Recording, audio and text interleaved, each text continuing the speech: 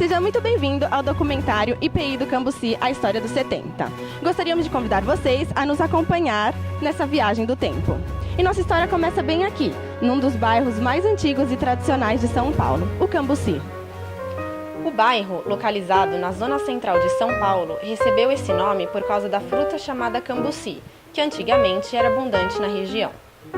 Desde o século XVI, época em que a capital ainda se chamava São Paulo de Piratininga, o bairro dividia a cidade e a zona rural e funcionava como entrada especialmente para os tropeiros que paravam no chamado Córrego do Lava-Pés, hoje uma rua, para se lavar antes de entrarem na igreja e também para dar água aos animais de carga. O Cambuci virou oficialmente um bairro em 1906, acompanhando a industrialização do país. Toda a região serviu para a instalação de diversas fábricas e uma grande massa de trabalhadores imigrantes foi atraída aqui para o bairro. Eles eram operários, pessoas muito simples que lutavam pela sua sobrevivência.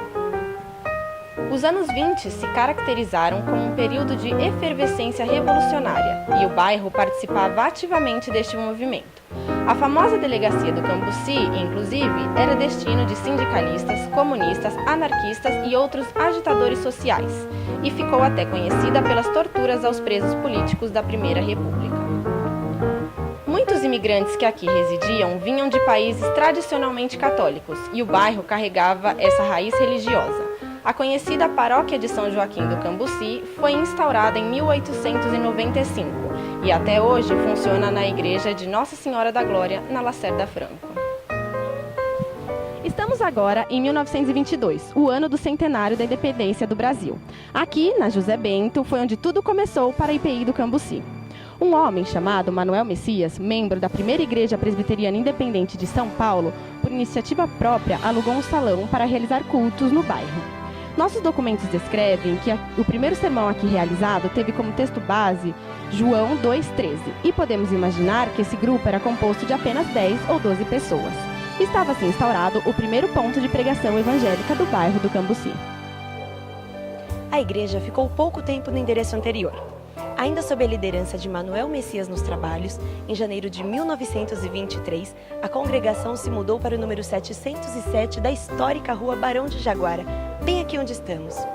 Curiosamente, de todos os pontos em que a igreja se instalou em toda a sua história, este foi o mais próximo da Moca, bairro que até hoje não possui nenhum ponto de pregação da IPI. E por que uma mudança em apenas um ano? Não sabemos em detalhes, mas muito provavelmente foi porque a igreja crescia. Um ano se passou. Agora, os paulistanos estão vivenciando o maior conflito bélico da cidade de São Paulo na Revolta Paulista de 24, motivada pelo descontentamento dos tenentes com a famosa política do café com leite. O bairro do Cambuci foi muito bombardeado, pois a classe operária que aqui vivia apoiava a revolução e fazia parte da resistência. No meio desse turbilhão político, os trabalhos da nossa congregação foram oficialmente entregues para a primeira IPI de São Paulo. Estamos agora na mesma rua Barão de Jaguara, mas um pouco mais na direção do Largo do Cambuci, esquina com a rua Nicolau Ancona Lopes, antiga rua Azambuja. Este é o segundo dos 4 pontos que a igreja do Cambuci ocupou nesta rua. Em 1925, o grupo se transferiu exatamente para este endereço, mudança para um espaço maior e melhor, que muito provavelmente aconteceu pelo apoio financeiro da primeira IPI de São Paulo. Quem liderava os trabalhos agora, junto com os seminaristas da Faculdade de Teologia, era nada mais nada menos que o reverendo Alfredo Borges Teixeira, um dos 7 pastores fundadores da nossa denominação, em 1903, a Igreja Presbiteriana Independente do Brasil.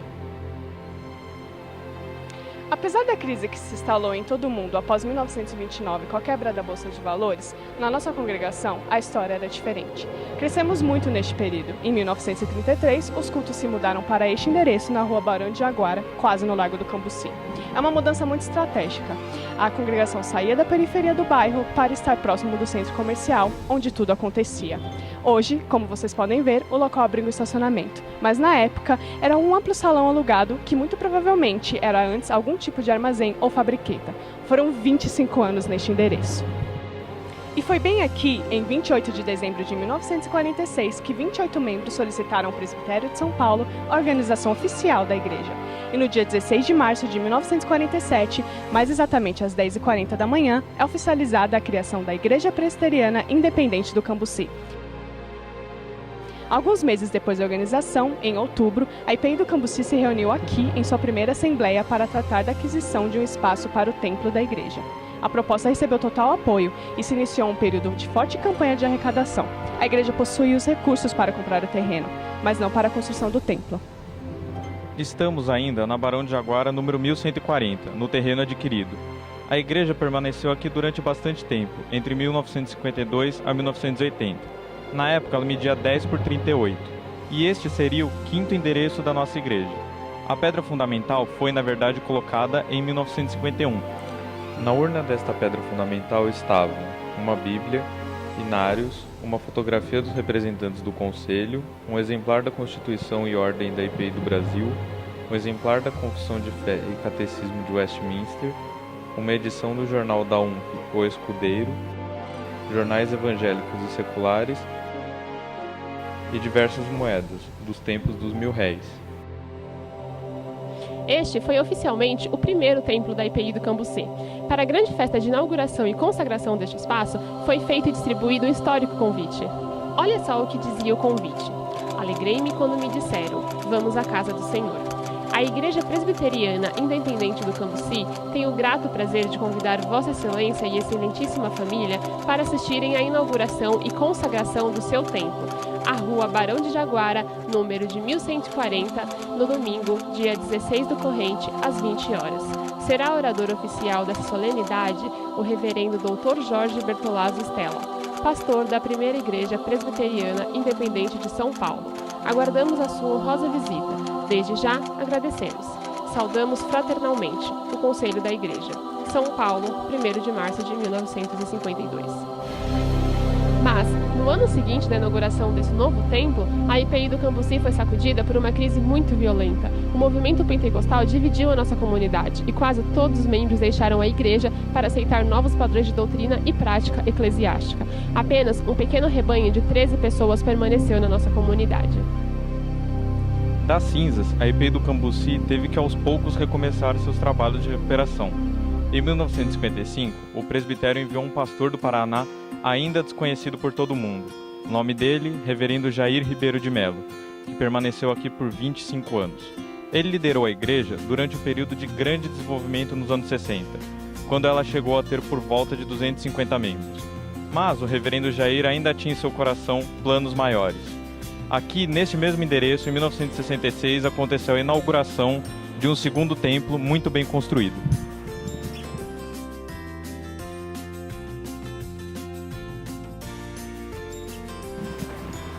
Agora a gente chegou na década de 70. Como resultado direto do crescimento de membros e da estabilidade financeira da igreja, adquirimos essa casa aqui, na Rua Stefano, para servir como a primeira e até o momento única casa pastoral da nossa história. Na época era quase um palacete, um sobrado com jardim em um terreno de aproximadamente 600 metros quadrados. Lá pelo meio dos anos 70, a igreja do Cambuci tinha quase 300 membros novamente, com corais, evangelização no bairro e uma UMP ativa. Era uma das IPIs mais importantes da cidade, e essa casa era o reflexo desse momento de prosperidade. Foi uma grande conquista.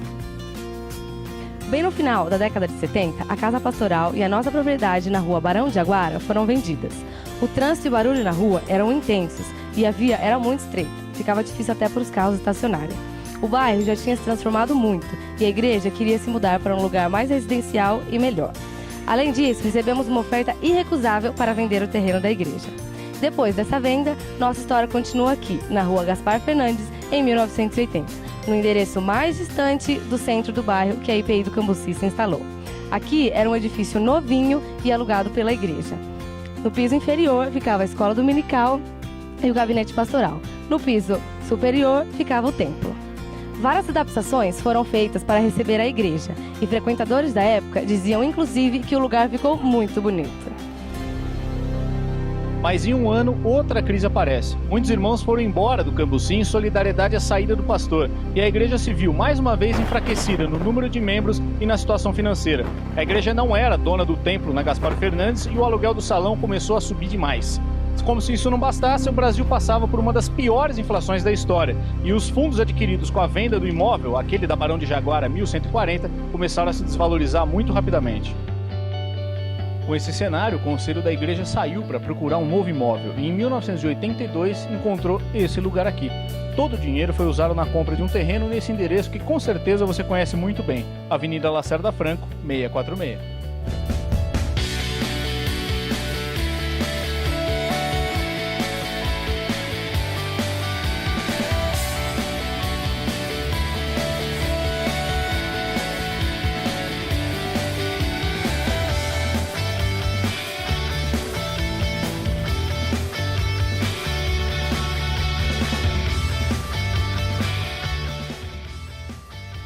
Quando a igreja decidiu comprar esse terreno, só tinha dinheiro para construir esse espaço onde nós estamos agora, a cozinha.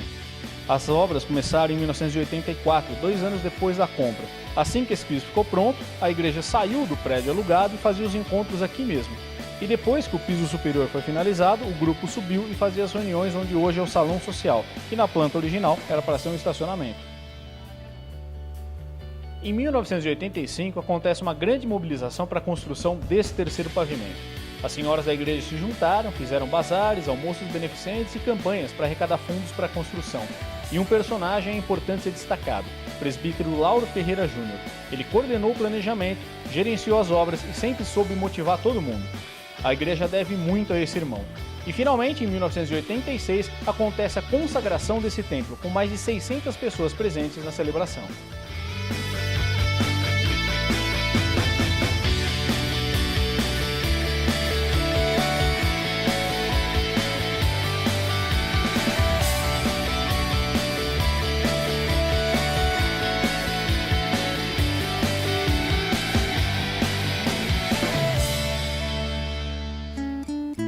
Sem dúvida nenhuma, os elementos visuais mais marcantes desse templo são os nossos vitrais. Esse aqui representa o Salmo 23, o Senhor é meu pastor e nada me faltará, e ele foi criado pela nossa querida diaconisa Carmela Carvalhais.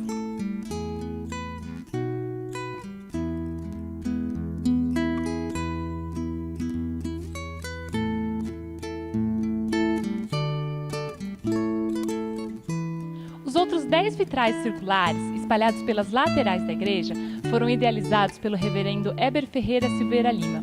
Eles seguem uma ordem lógica, contando a história da salvação, passando pelo Antigo e pelo Novo Testamento, com foco na doutrina de Deus, até a escatologia.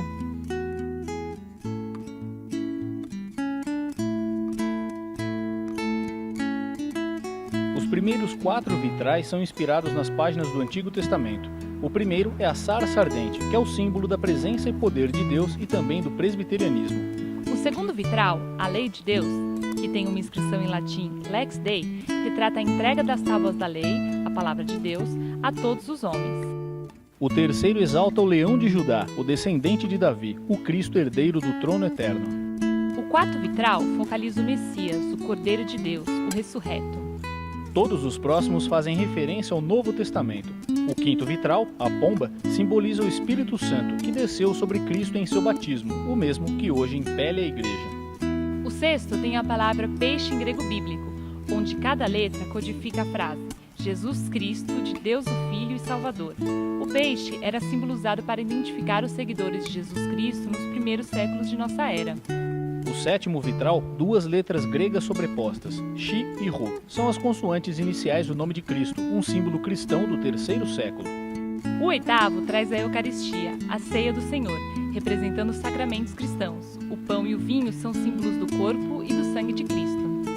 Já o 9º vitral, o barco, lembra a igreja, que tem como mastro principal a cruz, e baseia-se na Arca de Noé e nos episódios de Jesus com seus discípulos no Mar da Galileia. Finalmente, o 10º vitral, o Alfa e o Ômega, a primeira e a última letra do alfabeto grego. É baseado nas palavras de Jesus Cristo em Apocalipse 22:13, sobre a consumação de tudo nele mesmo. Bem perto de nosso endereço atual, em 1998, esta casa abrigou o sonho de vários membros da nossa igreja e do pastor da época, reverendo Assir Pereira.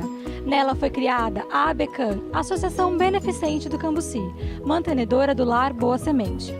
Esta casa foi o abrigo onde crianças e adolescentes eram recebidas e passavam a ser cuidadas pelo projeto 24 horas por dia, 365 dias por ano. O Lar Boa Semente recebia crianças com as mais variadas histórias de vida, algumas bastante sofridas, apesar da pouca idade que tinham. Elas frequentavam assiduamente os trabalhos da igreja e enchiam de alegria a escola dominical no departamento infantil. Outras igrejas, grupos religiosos, instituições privadas e centenas de voluntários se juntaram para garantir a continuidade deste sonho. Apesar do sentimento de tristeza, em 2013, quando o Lar Boa Semente encerrou suas atividades por dificuldades financeiras, a sensação que ficou sempre foi a de dever cumprido. Em seus 15 anos de atuação, o Lar Boa Semente atendeu 125 crianças e adolescentes. Alguns retornaram aos seus pais, outros foram recebidos por novas famílias aqui no Brasil e até na Europa. Muito mais do que um simples abrigo, para muitas crianças ele foi o primeiro passo de esperança para uma vida melhor. Nós vimos neste programa que a história da IPI do Cambuci é uma história de muitos lugares. Mas na verdade é uma história de pessoas, mulheres e homens. Exato, pessoas que construíram com sua fé um testemunho de Cristo aqui nesse bairro de São Paulo. São muitos os nomes dessa história, mas vamos lembrar da figura sem igual e até um pouco misteriosa do fundador Manuel Messias. O homem que, sem a ajuda de ninguém, resolveu começar um trabalho de evangelização aqui no Cambuci e alugou sozinho um salão para ser ponto de pregação. Por causa desse gesto do Manuel lá em 22, estamos aqui completando 70 anos. Todos esses lugares que a gente conheceu são importantes, mas são os Manuéis Messias que criaram os lugares e fizeram essa incrível história. Esse vídeo é um convite para você que está assistindo a gente. É um convite para que cada vez mais você também seja Manuel Messias dessa grande história de fé que continua sendo escrita. Que Deus assim nos ajude. Tchau!